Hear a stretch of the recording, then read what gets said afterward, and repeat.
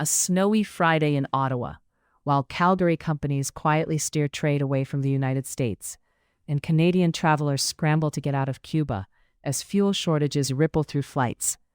Later in the brief, the key deadline to watch in North American trade, July 1st, because it could reshape prices and jobs on both sides of the border.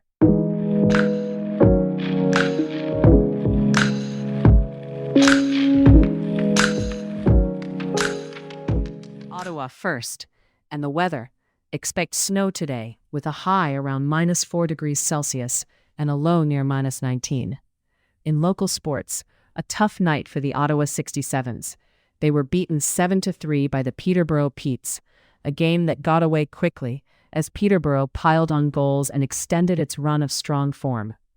And a quick update for Ottawa hockey fans on the women's side. The Ottawa Charge have moved their home game against Montreal. It was set for March 11 at TD Place, and it's now scheduled for April 3rd at the Canadian Tire Centre. Same matchup, different date, bigger building. Also on the local calendar, Ottawa is about to become a national hub for ringette.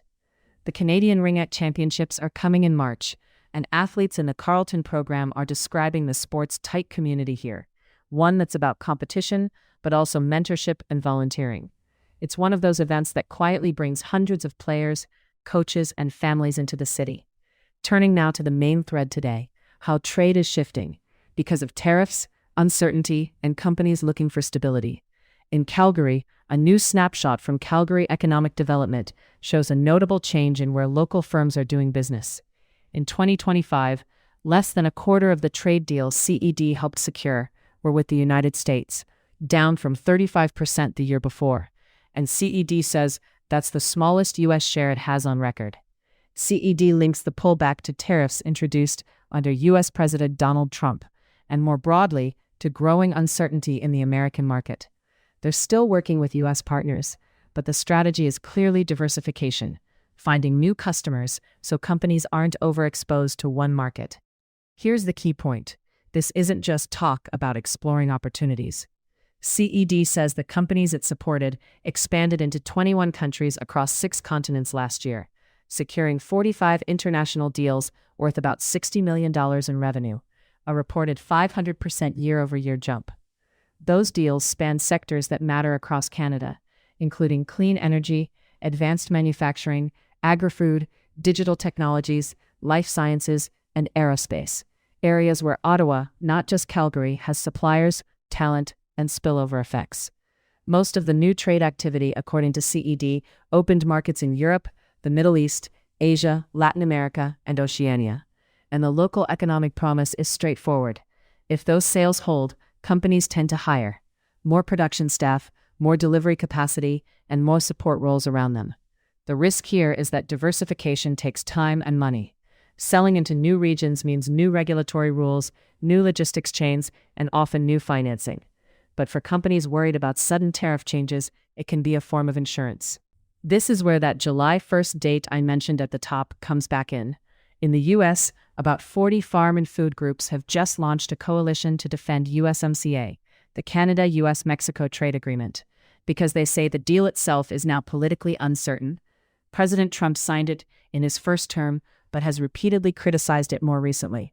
And options being discussed include renegotiating, splitting it into separate deals, or walking away. U.S. agriculture groups are trying to push lawmakers and the White House toward keeping it intact. Why that matters locally: even if you never export a thing, trade rules can still show up in prices, food inputs, manufacturing components, and the broader job market when companies decide where to expand next. A quick global note that fits this same trade and tariffs backdrop. The U.S. and Taiwan have signed a reciprocal trade deal. Taiwan is set to remove or reduce 99% of its tariff barriers, and Taiwanese exports to the U.S. will face a 15% rate or the U.S. most favored nation rate. The U.S. is framing it partly as economic policy and partly as national security, especially around semiconductors, right ahead of President Trump's planned April trip to China.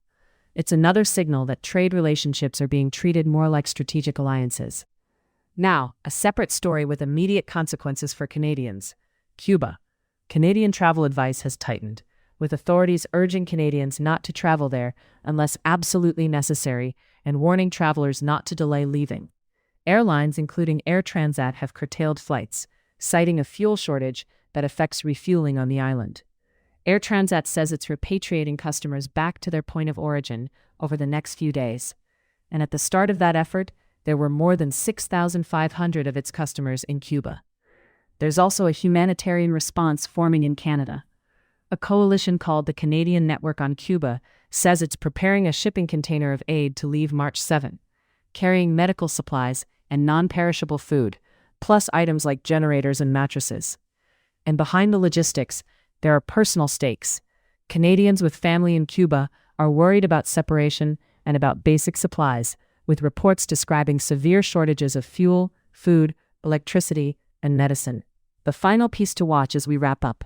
In Ottawa, keep an eye on snowfall through the day and that rescheduled charge game date if you had plans around March 11th. Nationally, watch the trade calendar, especially the lead up to July 1st on the North American deal, because business decisions are already shifting in response to uncertainty. And on Cuba, the next few days matter for getting travelers home, while early March is a marker for that Canadian aid shipment. That's your daily news bite for Friday, February 13th.